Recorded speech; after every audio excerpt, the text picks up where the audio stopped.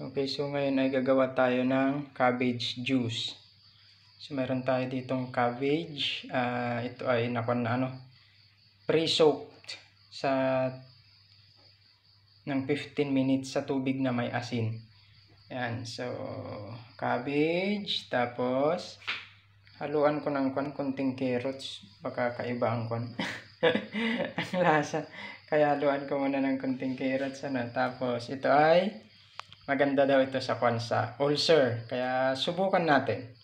Kung maganda nga, kaya ba yung tiyan ko eh. Subukan natin. Tapos ito yung ating juicer. Yan. Mayroong nagbigay sa atin ng juicer. Mabait na kakilala. Binigyan tayo ng juicer. Philips ito eh. Yan oh. Blessing. Okay, so ayan, subukan natin So, ito, nilagyan ko na ng cabbage, kaunti lang kasi try lang natin muna konti, hindi pa tayo sanay nito eh. Yan, so mayroon na, tapos i-place natin itong kanyang pang push. Okay, okay, sige, game.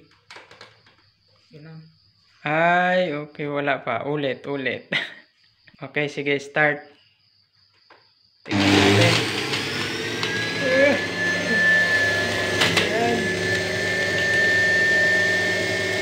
Dito na bilis pala ito.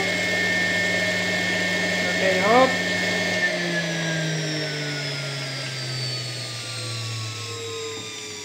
May ilang ml kaya yung nakuha natin? May 50 ml kaya yan? Practice kasi, practice.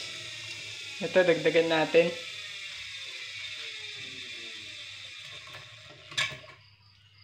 Dagdagan natin pa ng konti. Oh, game. Sama na natin tong konting carrots. Lagyan natin konting carrots, Yan. Sige.